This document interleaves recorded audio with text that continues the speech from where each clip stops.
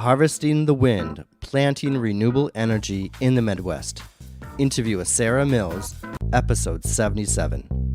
Welcome to the My Energy 2050 podcast, where we speak to the people building a clean energy system by 2050. I'm your host, Michael LaBelle. This week, we speak with Sarah Mills, a senior project manager at the Graham Sustainability Institute and lecturer at the School for Environment and Sustainability at the University of Michigan.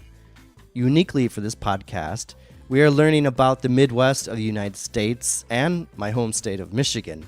For me, this is one of the most eye-opening interviews I've done in a very long time, and I realize that sounds odd. I mean, our focus here on the podcast is usually Europe, but even in my own home state in the backyard there, I was really surprised by a lot of the research Sarah has done and what she talks about in this interview, and who supports and who doesn't support the development of renewable energy projects at the community level. This rural community level is the focus of our discussion this week, and it's quite wide-ranging, but I found it fascinating and surprising, and I think you will too. Because as you'll hear throughout our conversation, the acceptance or rejection, for example, wind farms, we also talk about solar, is that it depends on community members' perspectives on the use of the land. We really get into zoning and ordinances and the conflict that this happens around, or who the conflict happens around. For example, farmers supporting wind, while those that may have a second home on a nearby lake, so they live full-time in the city, but they have a vacation home, which is quite common in Michigan, they may actually oppose the projects. Sarah explains that the rollout of renewable projects that impact the landscape is only recent, well, somewhat recent, we could say at least here. But it's stemming from our historical reliance on coal-fired power plants, which took up less space. So Sarah describes how change in land use is a real challenge for community zoning boards who lack the expertise and experience to balance the polarized views from the communities. So think about this. A lot of communities actually haven't even dealt really that much with renewable energy projects, the big one being solar, or the big one being wind, and then the smaller one being solar now. But there's also going to be more and more things being rolled out across the United States. So this is why this discussion about the rural versus, we would say, even urban areas and where renewable energy projects, I think it's a really important conversation that we have this week. For example, in this discussion, we look at how policies in Washington will be impacting communities across the U.S. We kind of have a view of this, and from Sarah's research that she's done in the past, I think these topics are going to become even more prevalent as the discussion is happening. Specifically, what I mean is we discuss the expansion of tax credits to foster more renewable energy projects on a huge scale. This is the impact of the Inflation Reduction Act and also the Bipartisan Infrastructure Law that's in the United States. Really enjoyed my discussion with Sarah, and as you hear, there remain important obstacles for renewable energy that communities must deal with. Is it fair to standardize zoning regulation, so for example at the state level or at the national level, or is it better to have different requirements every 6 miles or so when the jurisdiction changes? So these are real everyday problems that developers that are interested in having and rolling out, say, wind farms or solar farms, what they have to confront every day is these, we could say, arbitrary lines, but lines of government and the people and how they organize themselves. So it's not just the natural features of the land and where's best to develop a renewable energy project, but also what do the local governments have to say, what do the local residents have to say, and how do they weigh this? So we have a brief discussion about energy justice that kind of brings it all out towards the end there, of local versus state or national standards. So is it really fair to exclude the local in deciding to build these energy projects? Because the subtext of our conversation really is about these ambitious targets the United States has, and I would say throughout the world, right? We have these big targets. We have to use more renewable energy. But what about the local level where actually these projects have to be built? So as you'll hear, this is not a theoretical argument, but one that is happening more and more and will be continue to happen more and more. The intent of the My Energy 2050 podcast is to spread the knowledge about how the energy system And I would even say the debates can assist our transition towards a greener future. And now for this week's episode.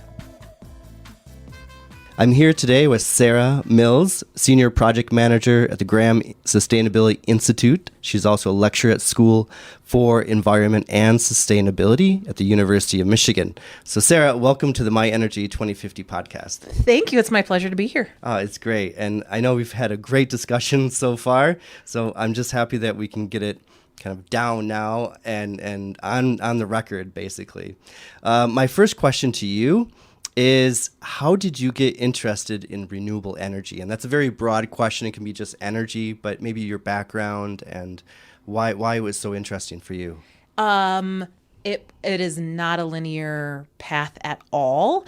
I am a recovering engineer. So my first degrees were in engineering, and I did my master's is in engineering for sustainable development. And I looked at whether renewable energy could be used to desalinate water. So you would think that it comes from that, but it doesn't actually. No? I then followed my heart and my husband kind of all over the place. It happens. Yes. And ended up in South Sudan between the vote for independence and becoming an independent nation. I was asked to do the town's, the town that we were living in, asked to be their town surveyor. Okay. During moving to a system of private land ownership. Mm-hmm. I realized that I didn't know about planning in Africa or rural environments. So realized that most of that research, like there hadn't been much written, at least in planning in rural environments in the U.S. for some time. So when we came back to the U.S. to get my PhD, I was going to study farmland preservation. Okay. Which is weird, right? There's no energy in that yet. No. I was driving up the middle of Michigan to my in-laws' cottage and went through a wind farm that I had never known existed, and Googled it and realized that it was being promoted as a farmland preservation tool. Ah, yes. And so that became my dissertation, understanding whether renewable energy or wind energy specifically was a farmland preservation tool.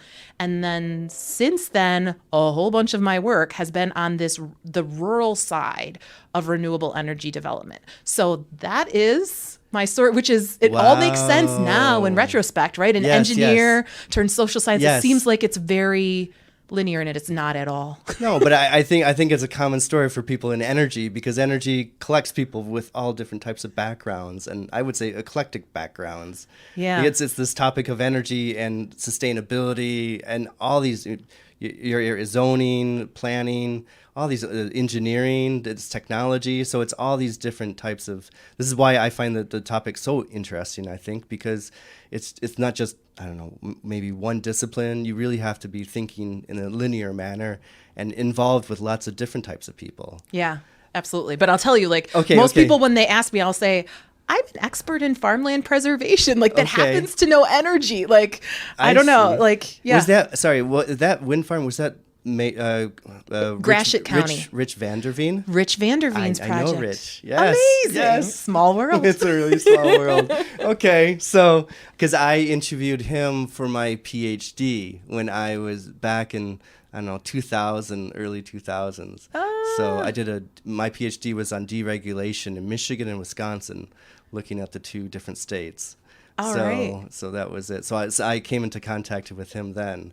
At that point, he had probably developed the two wind turbines that are up by the Mackinac Bridge, but not the entire wind farm, because that didn't come until 2008, 10. Yes. So it was before then. So What a small world. Yeah, it's really small world. Okay. So that was one of our sidetracks. And then, but now you're at the Graham Institute. Graham Sustainability Institute. Right. And what goes on here? We're sitting here, and so you have actually windmills in your... it's a Lego windmill. It's a Lego windmill. I can turn it on. Yeah. Wow. Okay, you don't have to, but it's a Vestas, it's amazing. In case really? Europeans care. Okay. Excellent. Wow. So, yeah. So the Graham Sustainability Institute sits within the provost office at the university. So it's a cross-campus unit trying to connect the outside world, users of knowledge, whether it's companies or governments or communities, with the research that goes on campus. And we see ourselves as kind of this bridge organization. So I lead our energy programming here. We also have programs on water.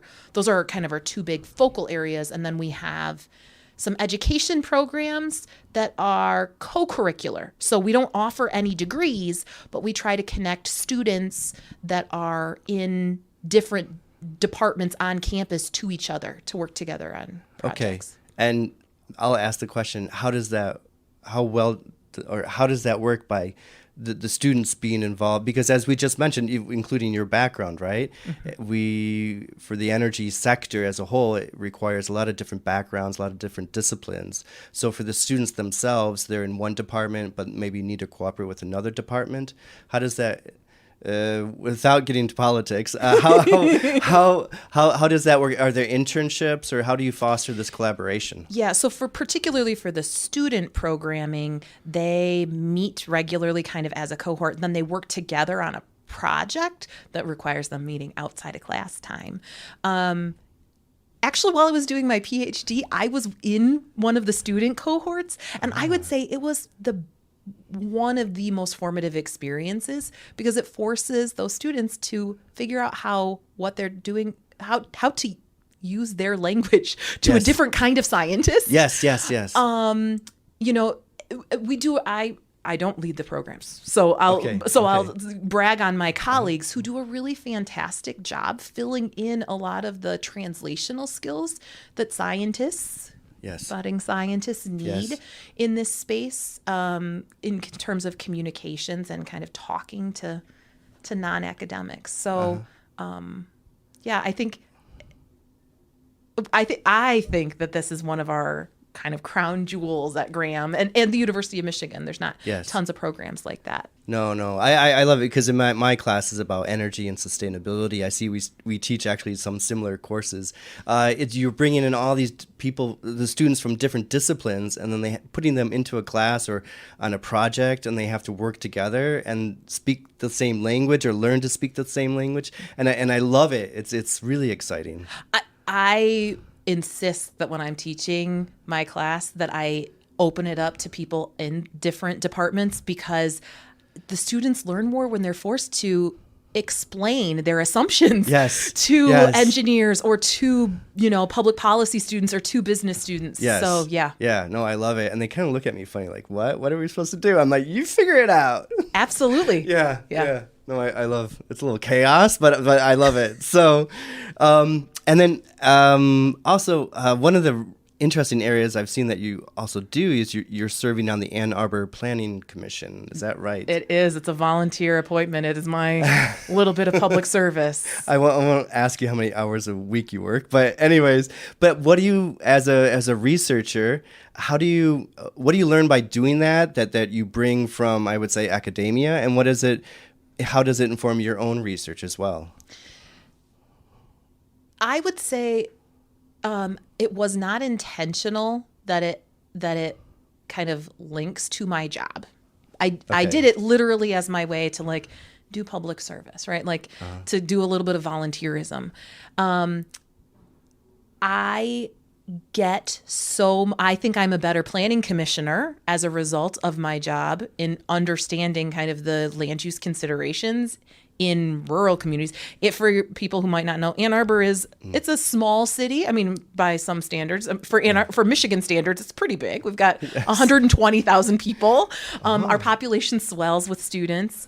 But it's not huge. And so the issues that we're dealing with are quite different. But to my day job, my experience on the Planning Commission gives me so much empathy for the planning commissioners in rural communities that are faced with a big renewable energy project. We are really fortunate in the city of Ann Arbor to have a pretty big planning staff. I think we have 6 or 7 planners. Most of the places that I do my research in rural communities don't have any planners on staff. Wow. Maybe they get part of a planning consultant's time. Yes. So it's just kind of understanding how difficult it is in Ann Arbor as a planning commissioner with all of this expertise, and what it must be like to be in the shoes of a planning commissioner in a rural community where there's a lawyer showing up who wants them to cite, right, and to get the opposition, or at least maybe I won't say opposite. Well, that can occur, but the reservation from the local communities. Exactly. I mean, I know from my time here in this city of 120,000 people, if 30 people show up to a planning commission meeting, that's a lot of people. I have been in a rural community of 500 people where there are 75 people showing up to a planning commission meeting, mostly to speak against a wind or solar farm. Okay. And yes. So like there's huge amounts of empathy. In the city of Ann Arbor, there's lots of development happening. We meet every Tuesday night. In some of these rural places, their planning commission meets once every 3 months. It meets quarterly. Okay. There's nothing to talk about. Well, not much to talk about usually. There's not gigantic development proposals. And so this is really a shock to some of these, to the system in a lot of places. Yeah, if someone comes in from the outside, then. And actually, we're going to segue now to your research, because you've done research in this way, in how well, at least from some of the publications, how well, what is it, like prior consultation? There's differences between the acceptance of wind or solar and how much consultation goes on. Yeah. Are there some better practices in this area? Yeah, so... My research is kind of when I see a community needs an answer to something, I'll usually start a research project about it. So it doesn't all make sense. Yeah. There's a decent amount of literature from the U.S. on public acceptance in the wind space, growing amount in the solar space, but in the wind space, a lot of that research is talking about the process. And kind of the distribution of benefits. I've done a little bit in that space. Probably what I would say is, I'm not famous, but the thing that yes, you're known for. No, I understand. Yes. The thing in this space that I'm known for is to say, hey, we have developers who are more or less following the same process, but being met with really different reactions. So why is it? Yes. So even if you have the same community benefits and you have the same process, why do some communities say we want more wind and others say we don't? And so one of the things that I have a paper called Farmers versus Lakers. I love that title. I love it. Well, and it comes from something that happened during my dissertation. So I went to a rural community in Hillsdale County, which is super rural, the middle of the state. There was a wind farm proposal. They had to move the meeting from the township hall into the school auditorium because to the school gymnasium. Yes. Because they were expecting such a crowd. When I sat down, the lady next to me said, "Are you here with the farmers or are you here with the Lakers?"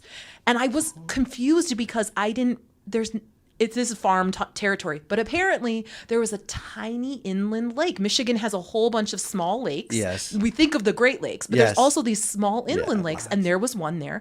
And people had their kind of second homes or their retirement homes there. Yeah. And they were really opposed to the wind farm. And so a couple of years later, I did this study to try to understand, are there patterns in communities that support or oppose wind? And we were able to find that there are in places in the U.S. where there's more farmers, where there's more agricultural activity. Wind is less contentious because it's another way to make money on your property. Yeah, exactly. And in places where there are more lakers, more amenity landscapes, people see this as a change to that amenity, and so there's more opposition. Oh, that's such a amazing study how it's set up like that, actually. I mean, I don't want to say black and white, but it's very polar. You're almost the polar opposites. But how do they bridge this gap? Is there a way to bridge this gap, or is it they just...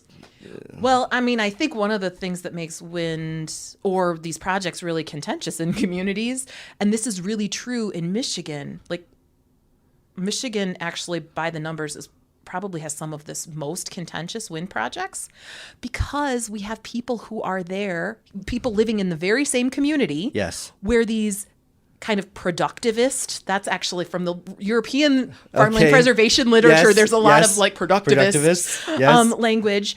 We have actually, I think the European languages would say there's multifunctional landscapes. Okay, yes, yes, yes. And so there's this productivist quality and this amenity quality. And where you have people there for those two different reasons, that's where things really get contentious. So to clarify, amenities, it would be like the retirees, second home owners who are there because they made it a lake, the lake view, the outdoor environment. And then the productionists would be like the farmers, the people producing from the land. Right. And I mean, some of my survey work finds that people who have wind turbines on their property don't all believe that wind turbines are beautiful. Okay, yes. But I like the kind of anecdote that I give is that my mom's side of the family raised pigs.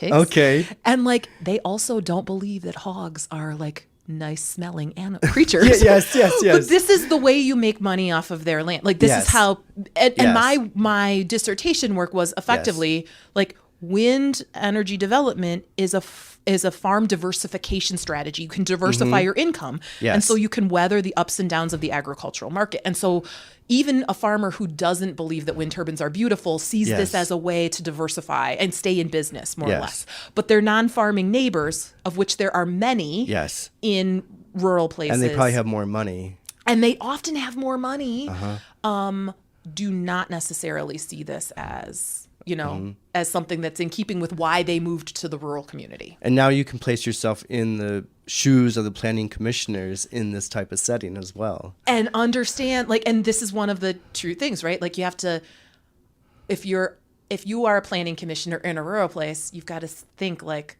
I'm not used to getting lots of people showing up to my planning commission meetings. And you're also thinking like, how prevalent, how representative are the people that are showing up and telling me I don't want this thing in my community? How representative are they of the overall populace? Yes. And we know, like from the planning side, I can say from the City of Ann Arbor Planning Commission that there's often a silent minority, a vocal minority who shows up when they don't like a change in their backyard, where there's the kind of silent majority who just doesn't show up at all.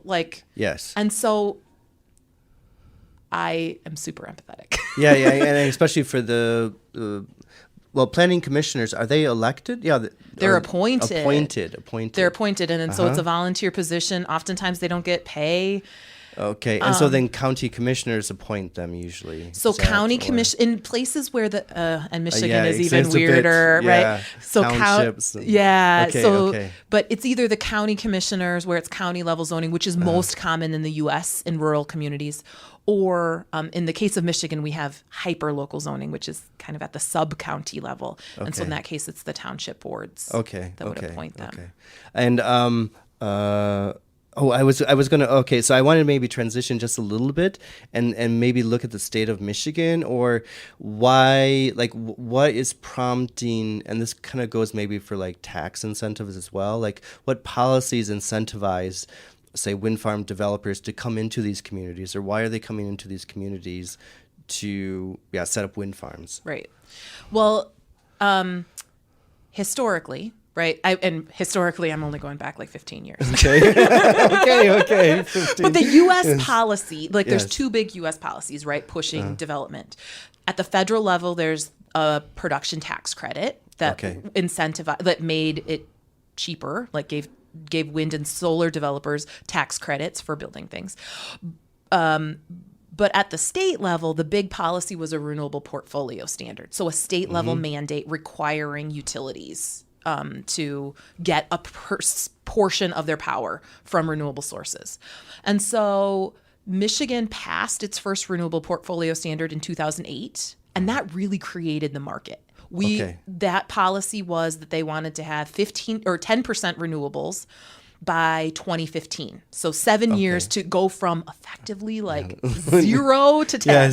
Yes. And it worked. I mean, that's the first wind farms in the state, including the one that inspired my research, right? Yes. That got me on this path. Those were all built as a result of the renewable portfolio standard. Okay.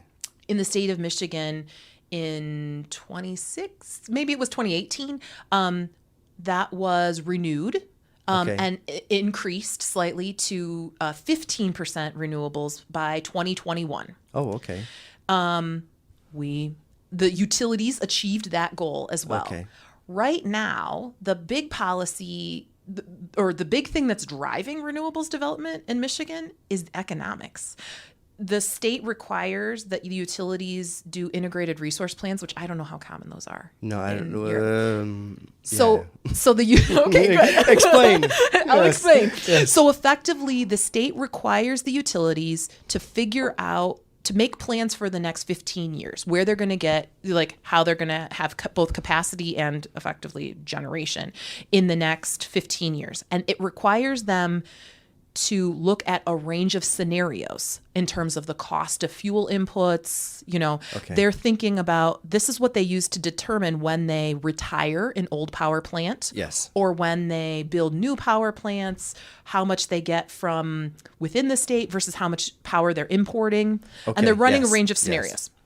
And in all of those scenarios, renewable energy sources, there's a lot of gas that is showing up too, but both utilities, Michigan has two big investor-owned utilities. Both of their integrated resource plans are finding renewables are the cheaper sources. Wow. So Consumers Energy, I just looked at these numbers the other day, is looking to build 8 gigawatts by 2040 of solar. That's solar Just alone. solar. Wow.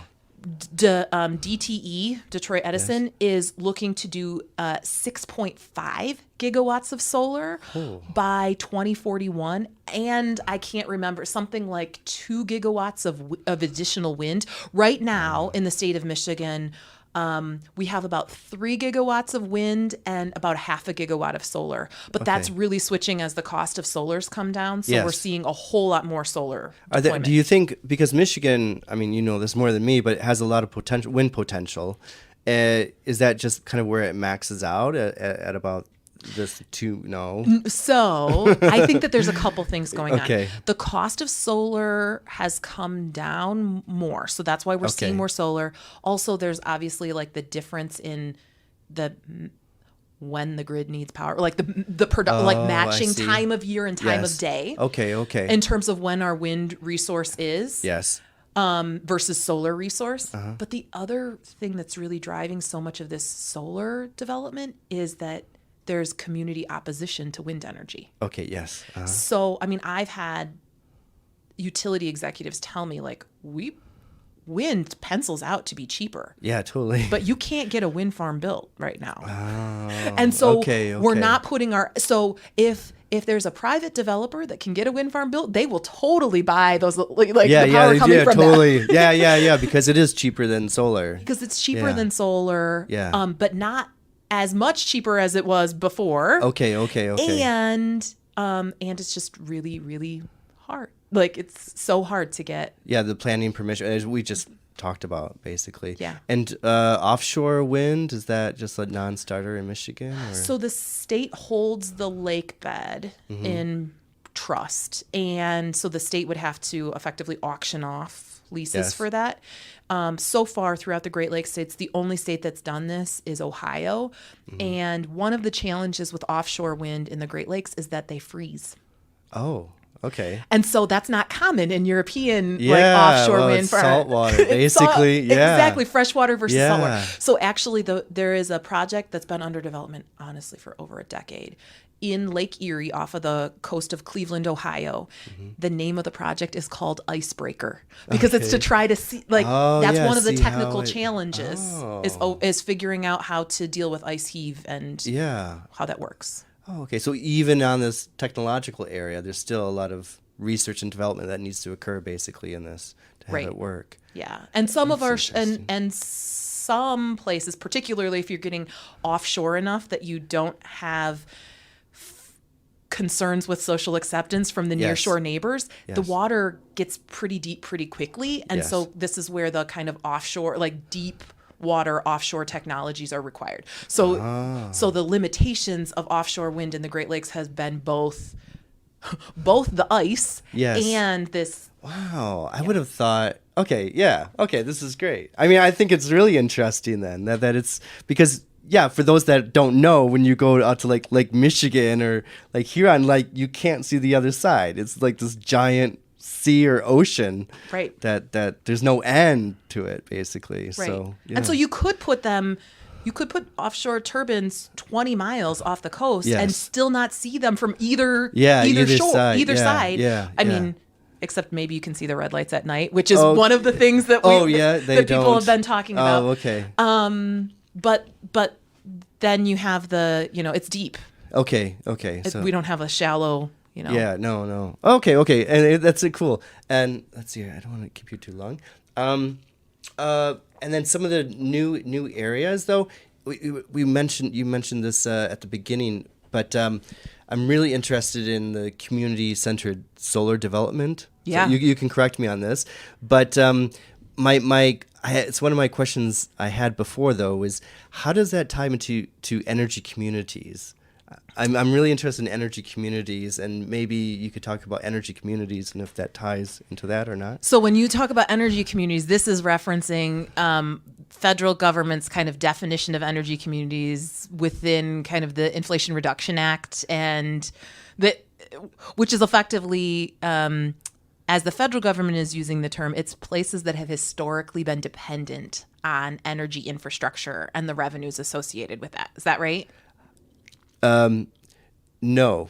Oh. Well, let's just say I'm coming from a European perspective. Okay. What energy communities mean is about like interconnecting the community in a smart grid system or something like this. Oh. So, but I'm really interested. I hadn't even looked into the Inflation Reduction Act and what that means. So yeah, please explain from your perspective. Yeah. So within energy, so the reason that it's like a big thing is, so the Inflation Reduction Act is one of the Biden administration's like big climate wins. And there kind of been two different big climate bills. One is the Inflation Reduction. One is what is actually called the Bipartisan Infrastructure Law, which is all kinds of infrastructure and including energy infrastructure.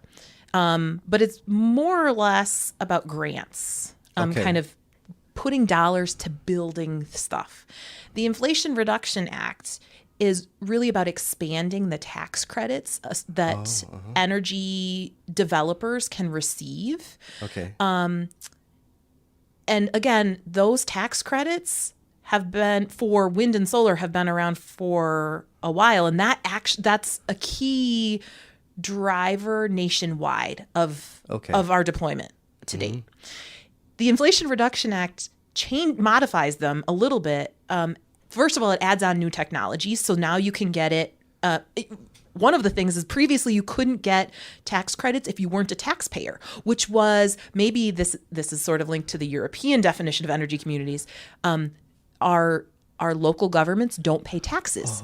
So if you wanted to put solar panels on City Hall, the roof of City Hall, you couldn't get the 30% tax deduction on that. So you had to have these like crazy arrangements with a private equity firm, which I don't totally understand. But the idea that you can be direct paid now is really important. Oh, okay. The other change that happened to a lot of those tax credits in IRA is the kind of shorthand that people are going for, is that there's additional bonuses for a range of different deployment scenarios for renewables. So, for example, if you are, and I'll start with the energy communities one. Yeah. So energy communities is defined as communities that have a particular amount of their employment or of their public revenues coming from fossil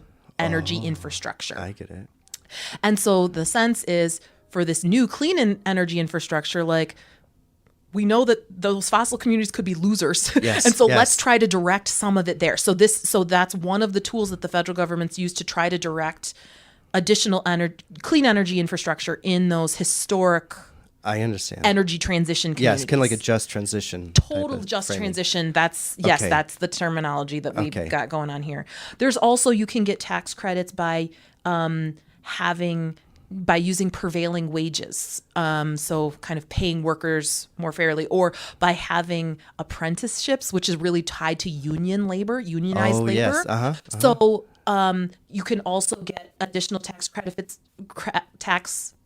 credit benefits by developing on brownfields or like previously disturbed lands. Okay. So all of these things are are trying to induce developers, wind and solar developers, to do things that may be seen as more preferable. I mean, one of the critiques of this is, what if there's an energy community that has historically, had coal or oil and gas?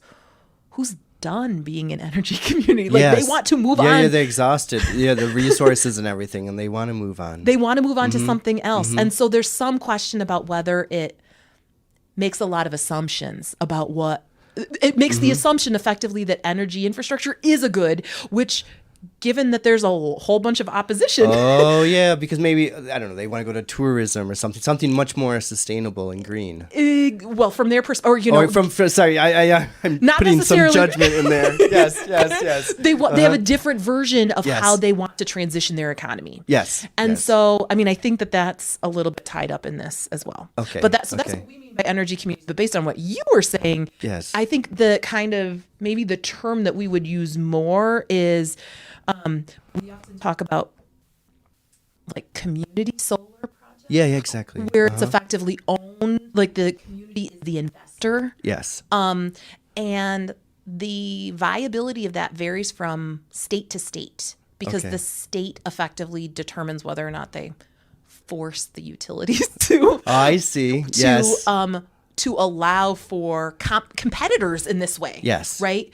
Where in most of the U.S., the utilities kind of have a lock on the market, and it's not necessarily kind of fully kind of competitive. And community ownership of renewable project is seen as kind of a competition. So in the state of Michigan, the utilities are not forced to allow for community solar.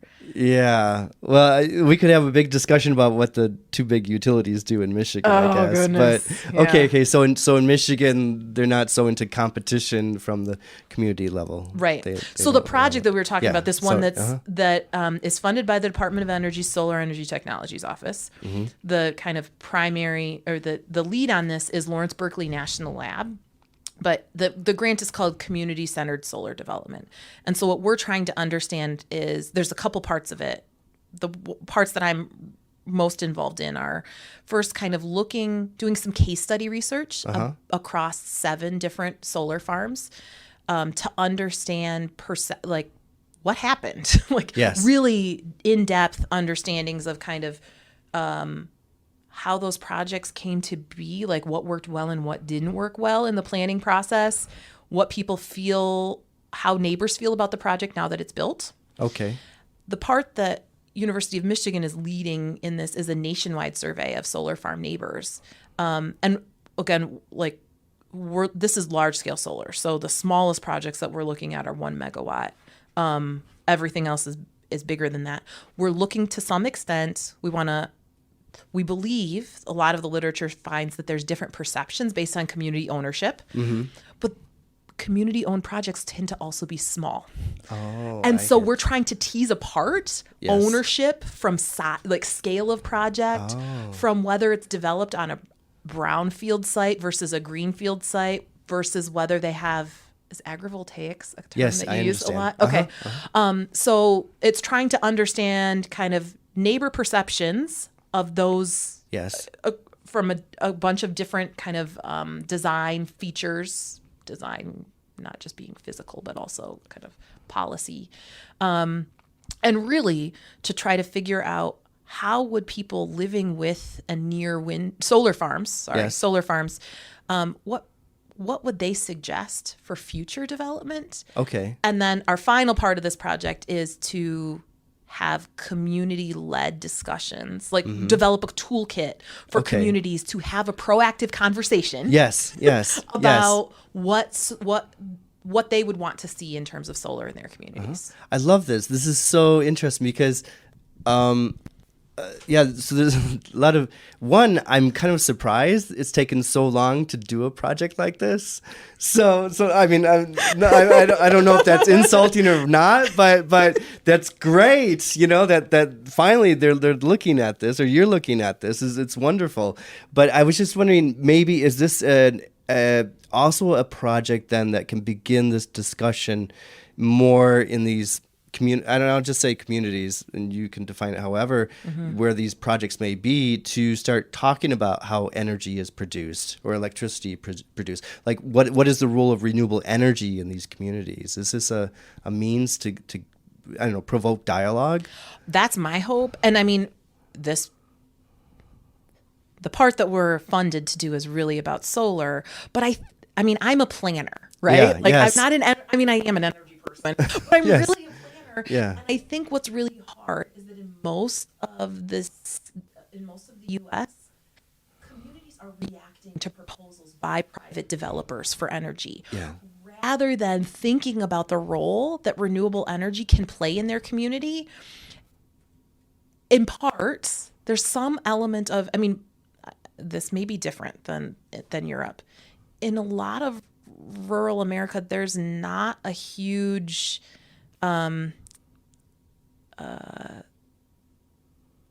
concern over climate change. Okay.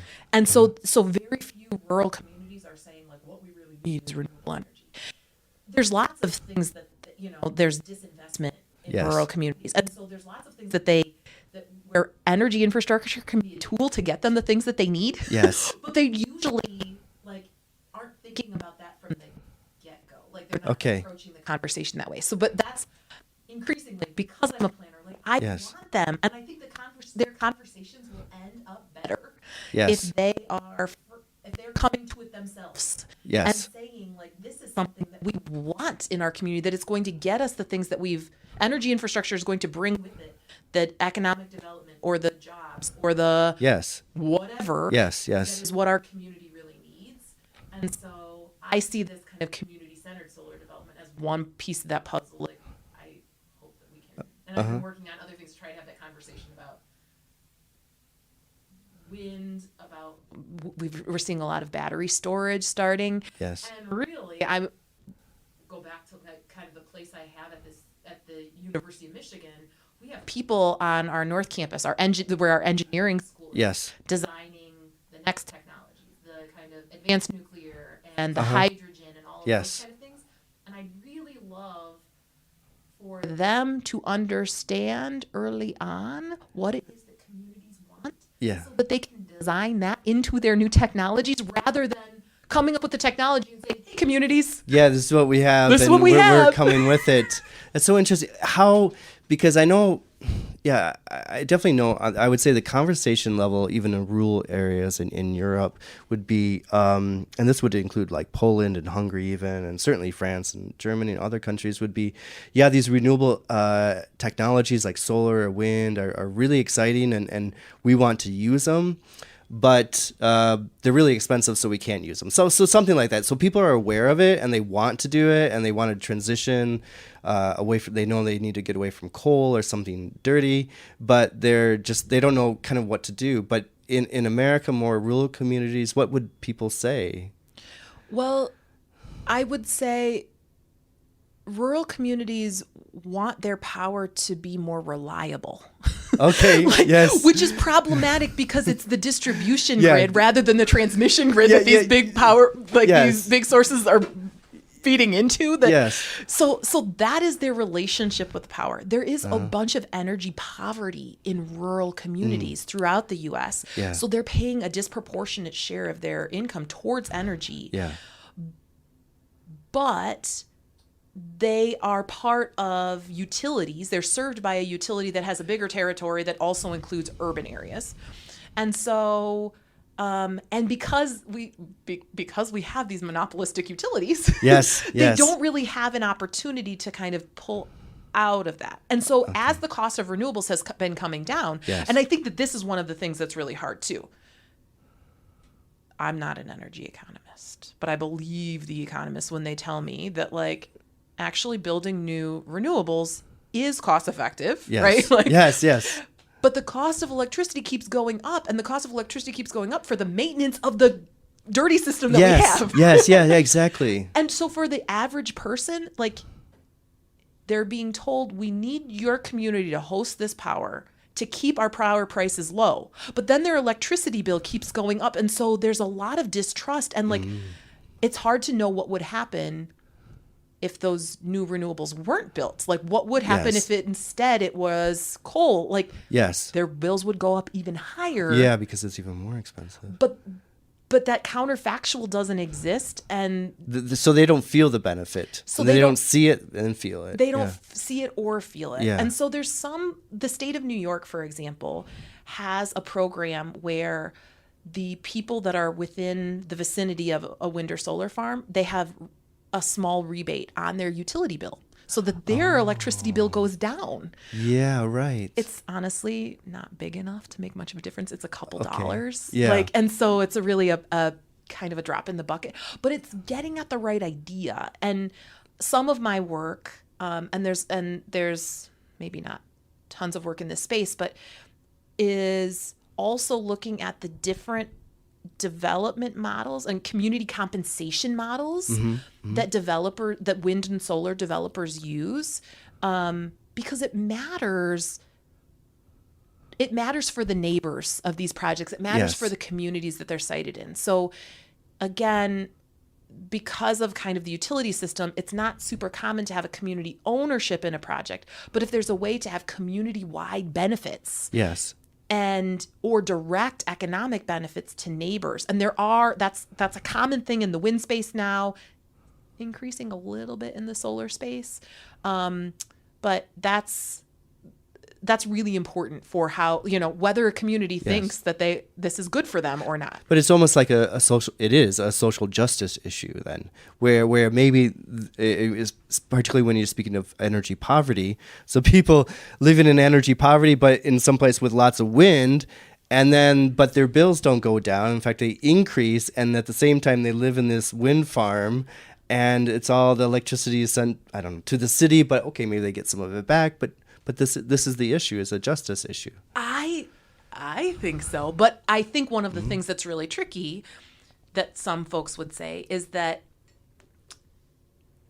a lot of these rural communities that are experiencing energy poverty have been importers of power forever. So they haven't had to see the energy infrastructure, right? Yes. They don't live with the coal or natural gas power plants in their backyard. Those tend to be urban communities. They tend to be lower income. They tend to have more people of color in those communities. And those power plants that bring with them, like, not just a visual disamenity, but also pollution, right? That is really felt in those communities. Like,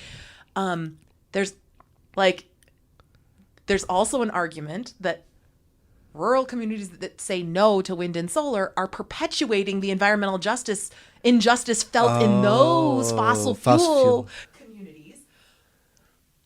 But then it gets really, and you can't just close that coal-fired power plant and replace it with wind and solar because there's not the same land area. There's not enough land area there. Yeah. And sometimes the places that host those fossil fuel plants, they're so economically reliant on that infrastructure that they're reluctant to close. Anyway, it's a really when we talk about the justice, it's really sticky. But I regularly feel like the weird person saying, like, let's think about the justice in these rural communities, and usually I get shouted down. So I'm so happy to find a kindred spirit. No. This is what I like writing about. In fact, yes, it's this gray area of there's I like this idea of energy justice, but getting into this gray area of justice for who. So this is always the big question, justice for who? Is the injustice of a visual disamenity the same as one associated with, like, one that has health impacts that's really going to harm you, right? Yes. And climate change, right? About future generations. Exactly. Yeah. So, Yeah. I love this area. So yeah, exactly. But maybe to move on. So we'll have a discussion later. More of it later. Is another project that you have, this zoning database in 6 states. Oh, this was about it. No, well, the database. Yeah. So I mean, I can. Sorry. If people are really, I mean, there are not too many planners in the country. Okay. So I don't know how this translates in Europe. Zoning is the local land use authorities. It's usually a function of local governments in the U.S. To regulate land use. And like I said before, it's really diffuse in Michigan. Even in other places, though, it's at even in other states, it tends to be at the county level. And there are very few planners in the country, in the entire U.S., that have given much thought to energy infrastructure, because historically we haven't had to, because we have all of these centralized power plants, and that is not necessarily a land use planner's function. Like it's an energy planner's function, right? And so now we have all of these power plants, these renewable energy power plants that have land use implications in lots more places because they stretch over larger territories. Yeah. And so one of the things that I've got a lot of active work on trying to figure out how rural communities are thinking about energy infrastructure, how they are regulating it through their zoning. And it's a thankless job, but also I'm trying to build a database for other researchers. We are pulling together a database of all of the zoning ordinances in rural communities. I haven't gotten all of the cities. In the state of Michigan, I have all the cities and villages too. But in these 6 states kind of in the Great Lakes region, all of the rural places. And right now I think I have over 1,900 PDFs. I mean, and we're only halfway through. But it's so important, and it should be, well, I don't want to, how well would a more standardized approach be useful in this context about renewable energy and zoning? Oh, and there's lots of calls for that, because when the rules are changing every 6 miles, which is common in the state of Michigan, it can be really tricky. Most wind farms in the state of Michigan are in multiple local governments. Yeah. And so they've got to comply with those different zoning rules. So on the one hand, I'm going to do the total normal academic thing, right? Okay. Like, on the one hand, it would be easier. And there's many calls for a more standardized approach, especially in light of communities who want to block projects. Mm-hmm. And in light of local governments who operate with a whole bunch of volunteers who are not necessarily trained in energy, right? Yes. So that's the argument for kind of more standardization. The argument for allowing this is that, first of all, in the U.S., we have a strong tradition of all of these governments determining the use of their land. Yes. Financially, most governments in the U.S. are their budget is based on their property taxes, and so what happens in terms of land development is really important to them. And so if you think that having 2,000 acres occupied by a solar farm, you're precluding some other kind of development. And if that local government is financially reliant on their property taxes, that might be a reason to kind of give some local discretion. But also, this is the idea that I think that there's a lot of concern that if there was more standardization, that there would be less of an opportunity for communities to decide for themselves what fits. I mean, we have a huge diversity in terms of kind of land use functions, and the sense is if a standardized approach includes a single set of rules for the entire state, I couldn't come up with that with the state of Michigan. And this is what I have spent 10 years trying to study. Yes. Something that works all across the state. And I don't know. I think that that's really tricky to figure out. So, I'm glad I asked you that question. So because I mean, think about it. If you're a wind farm developer, you're And this is part of the national debate about how long the permitting process takes and everything, Yes. right? So if we need to meet these goals, do all these things, we have to massively roll out wind farms, solar farms, and if each municipality or jurisdiction has different rules, it just takes forever then to do that. Yes, there are calls again and again. And even so, you talked about going back to like what's driving Michigan policy. Like our governor had a council come up with a carbon neutrality plan. In it, there's an interim target to try to get to 60. Right now we're at about 20%, like just over 15% renewables. The plan calls for 60% renewables by 2030. Wow. And citing these local land use rules and ability to deploy this infrastructure is cited as the number one barrier to getting to that. There's been calls here and in other states to just take away local control, like make it more centralized, like a more standardized approach. And actually a couple months, it's not months, it's a couple weeks ago in the state of Illinois, which is not far. Yes. That's exactly what they did. Like they took over local control. Well, actually, they didn't totally take it away. They said, here's the standards that we're going to have statewide. And honestly, in many ways, it's a giveaway to industry. Local governments can still be less restrictive, but it effectively says every land that is industrial or agricultural, the local government has to allow wind and solar. Wow. That's really something. That's something. So so I should say, I think, like, will that policy lead to more renewables being deployed in the short term? Yes.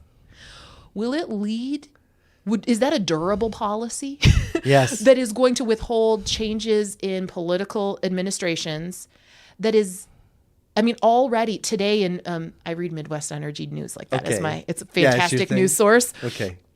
The headline was about county pushback, like in Illinois to this bill, because the sense is from these rural communities, like the state government has taken away all of our power, even in communities that had policies that were favoring wind and solar development that aren't really affected at all by this change. Like they already were allowing it. The sense is that, like,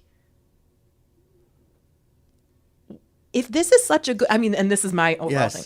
If we believe that these technologies are such a good thing, then why is it so hard to get a community to say yes? And my sense is maybe the design of the technology right now or the benefits that communities are given isn't in keeping with the things that they need. Anyway.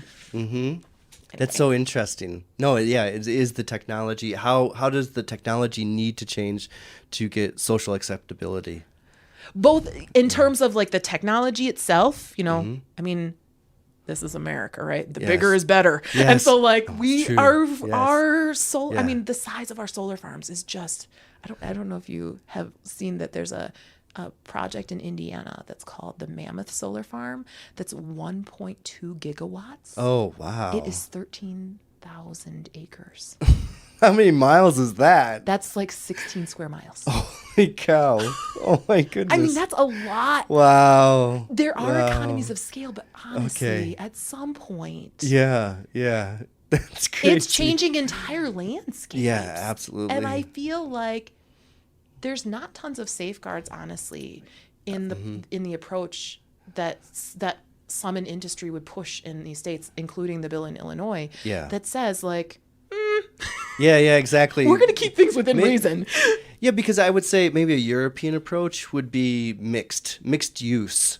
I would say just because the landscape and houses and everyone's much closer together, less vast open areas and everything. So there has to be cohabitation, we'll call it, between the technology. And so like you'll see a small solar farm on the side of the road, but maybe 2 or 3 hectares max, something like that. Not too big, but just kind of there, but quite a few of them around the landscape. Right. And and then maybe the farmer owns it and then they feed in, or I mean, depends. In Austria, there's big wind farms as well. That's more general where they cluster them together. But also like biogas is something that's being developed more and more. So bringing the farmers into this area of renewable energy and making sure that they make money off of these technologies.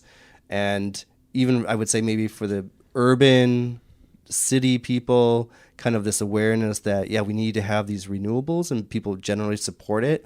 But also I would say maybe in these former coal mining regions, getting the transition going as well. Similar, I guess, when these energy communities, as it's defined in the U.S., is, replacing, putting solar panels, solar farms on the old coal mining hills type of thing, where the lignite was extracted as part of the redevelopment process, or some wind farms there as well. But wind farms are quite loud too. So there has to be this kind of I've been in Scotland where it was really windy, and I was like, what is that noise? And then after riding down the road a little bit, then I saw this giant windmill. But so there's the noise factor. All this type of stuff has to be accounted for and not kind of just thrown away, because you mentioned Illinois, but by the state legislator pushing this through, then it gives I would say a bad name, or there's a counter political pushback to that. I think that's what we're going to see. Leah Stokes from UC Santa Barbara has some research that finds this political blowback in Ontario, Canada, when effectively the same thing happened, where it shifted from kind of local control to provincial level control. We have elements of this in the state of Ohio. It was state level control. Lots of communities saying, like, we don't want this. So they've kind of reversed and given local governments veto power over these projects. Okay, Now you can't. It's really hard to get anything cited in Ohio. Now. And time will tell. Yes. Right now, folks believe that there's a political window, that it makes sense. I think in all of this space, and I think this is where I'll go back to, like, really, I came back because I grew up in to get my PhD, because I grew up in a rural community, and I care about, like, giving rural communities tools to be able to prepare for the in the way that is compatible with where they want to be. Yes. I think that I worry that there's a lot of policies being pushed from urbanites. Yes. And there's a perception that, our rural areas in the United States are vast, but that there's nothing going on there, or that there's not a lot of people that live there. And that's not true. Yes. Yeah, those rural spaces have some function, and sometimes it is an agricultural function. Sometimes, like, there's usually somebody there. Sometimes it's an ecological function. Like, Yes. I know that in Europe there's much more discussion about kind of multifunctional kind of rural landscapes, and the kind of rural takes a different flavor there than it does here. But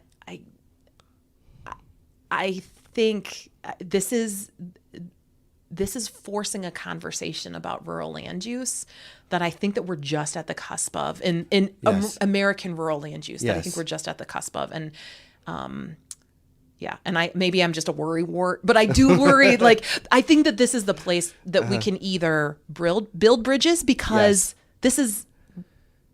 we need rural communities in order to achieve decarbonization. Yes. Or this is a place where we can really have an even bigger kind of political and social divide, if rural communities are feeling like they are bearing the brunt, the burden of that. No, transition. I like that bridge building. So I think it's a great opportunity. Right? Yes. So Sarah, we'll conclude, but I just have one final question then, because this is the My Energy 2050 podcast. So Michigan has these goals you mentioned, and what do you think Michigan will look like in 2050? That is a really great question. There's a lot of talk about Michigan being a climate refuge. We have great access to water. Yes. I think that our conversation about renewables is going to start to prompt conversations about how we fit it all in. I think that there's a lot of folks who care about our water quality and know that kind of the fossil fuel industry is not great. Yes. No, for our water. No. And so I think that it will prompt a conversation. I think that we will decarbonize. my sense is that it may not be entirely through renewables. Okay. I think that there will be A lot of room for gas, maybe? Maybe that we already have a lot of nuclear, and maybe it's just that I grew up in the shadow of a nuclear power plant that I feel like, yeah, whatever. I'm alive. alive. I don't know. We got to figure out waste. Yes. But I think that we'll get there. But I think Michigan 2050 is going to have a lot more people. Okay. And I think that our energy landscape, we will have a lot more renewables than what we have now. But maybe it's not, I can't imagine us being 100% renewable. Okay, that's great. All right, Sarah, thank you so much. Yeah. Thank you. Thank you for joining us for this episode. We produced the My Energy 2050 podcast to learn about cutting-edge research and the people building our clean energy system. If you enjoyed this episode or any episode, please share it. And remember, each episode is equivalent to consuming 10 journal articles, 1 book, and 500 charts on how to implement the energy transition. And you get it all in less, usually, than 60 minutes for each podcast. Guaranteed. I can actually say no other podcast makes this guarantee. The more we spread our message of the ease of an energy transition, the faster we can make the transition. You can follow us on LinkedIn, where we are most active, on the My Energy 2050 page, or on Twitter and Facebook. I'm your host, Michael LaBelle. Thank you for listening to this week's episode.